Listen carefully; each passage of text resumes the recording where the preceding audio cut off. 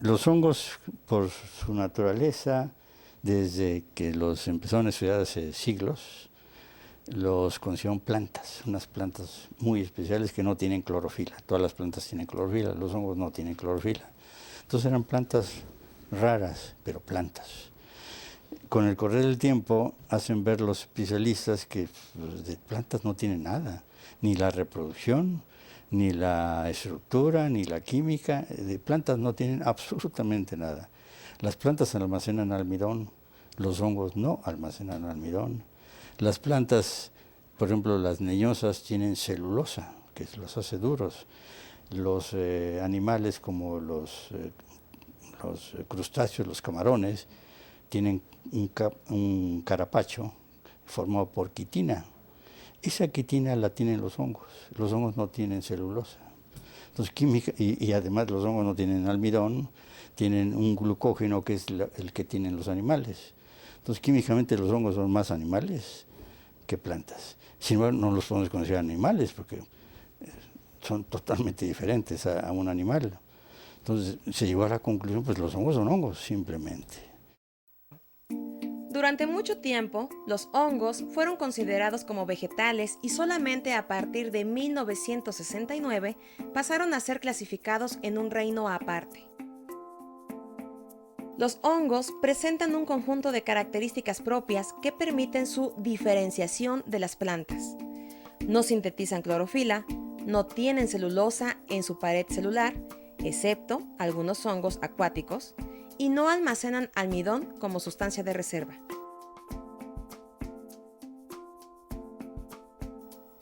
La presencia de sustancias quitinosas en la pared de la mayor parte de las especies de hongos y su capacidad de depositar glicógeno los asemejan a las células animales. Los hongos son seres vivos eucarióticos con un solo núcleo, como las levaduras, o multinucleados, como se observa entre los hongos filamentosos. Su citoplasma contiene mitocondrias y retículo endoplasmático rugoso. Son heterotróficos y se nutren de materia orgánica muerta, es decir, hongos saprófagos, o viva, es decir, hongos parásitos. Sus células poseen vida independiente y no se reúnen para formar tejidos verdaderos. Los componentes principales de la pared celular son exosas y exoaminas. Algunos hongos tienen pared rica en quitina. Otros poseen complejos polisacáridos y proteínas, con predominancia de cisteína. Hongos del género Cryptococcus como el Cryptococcus neoformans presentan cápsula de naturaleza polisacarídica que envuelve la pared celular. Los hongos se encuentran en el suelo, en el agua, en los vegetales, en animales, en el hombre y en detritos en general.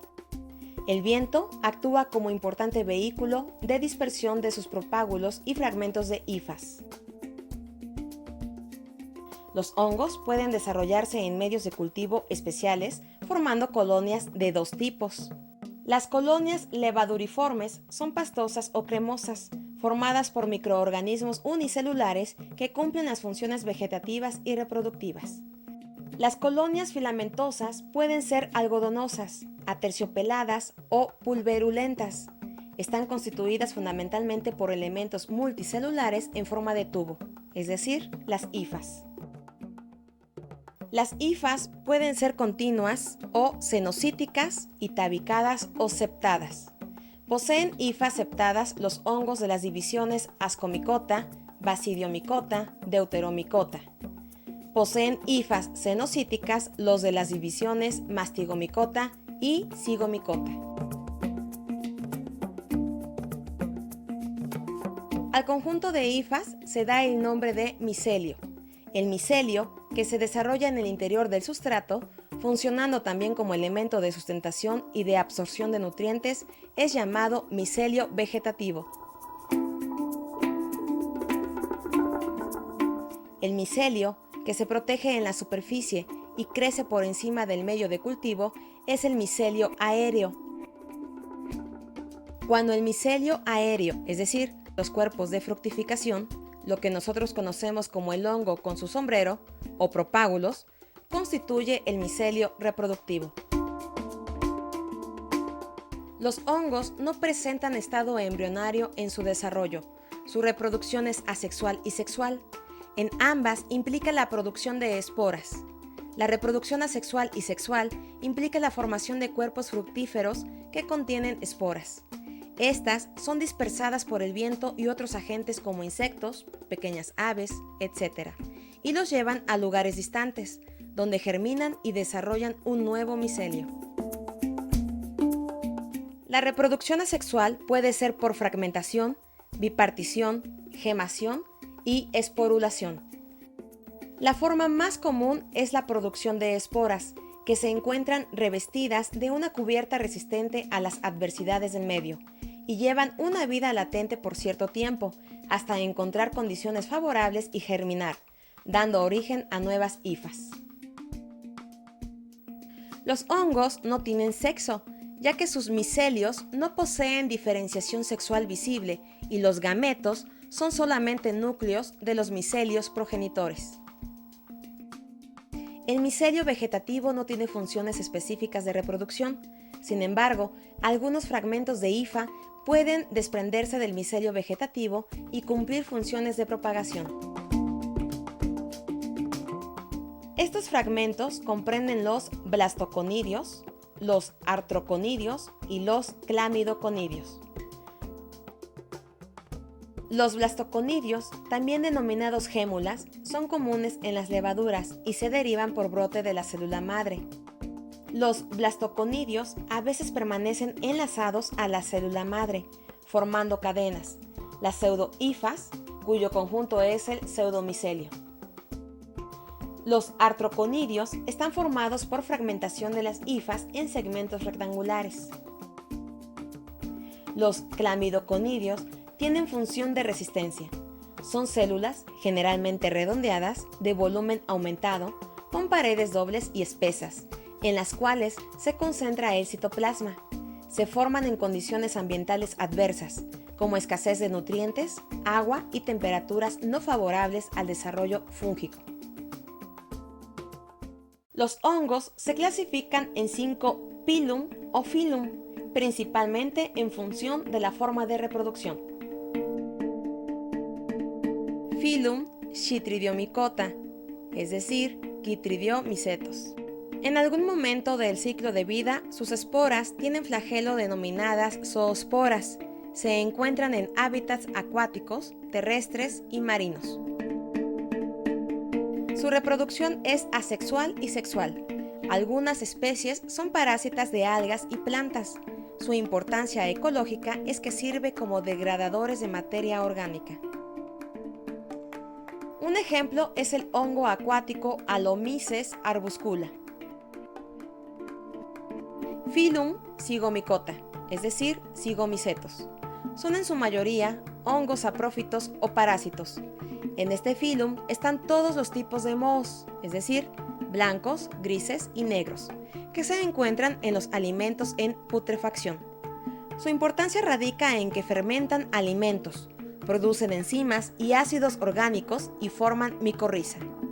Un ejemplo es el moho del pan, Rhizopus stolonifer.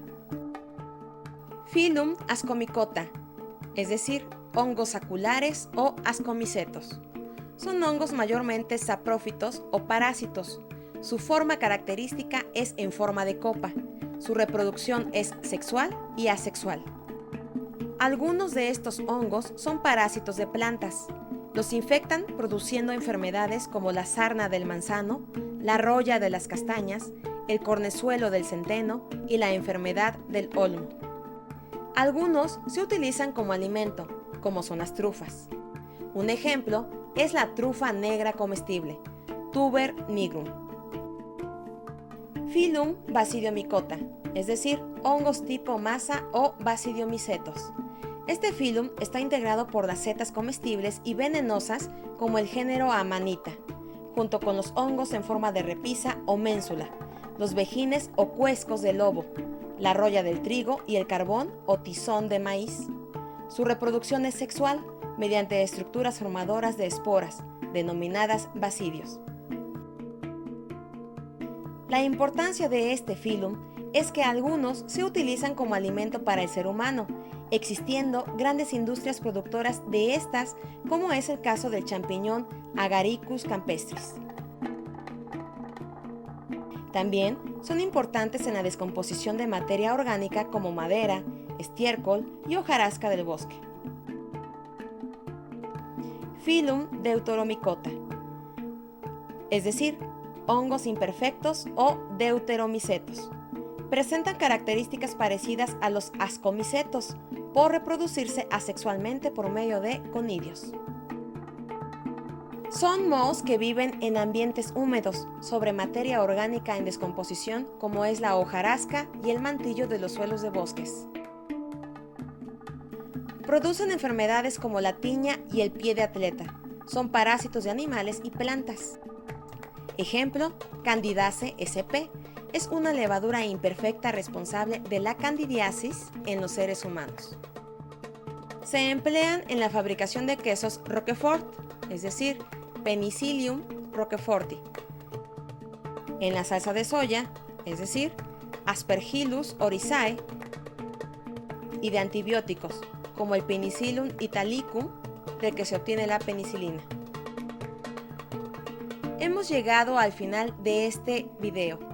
Te invitamos a repasar los conceptos que has aprendido aquí.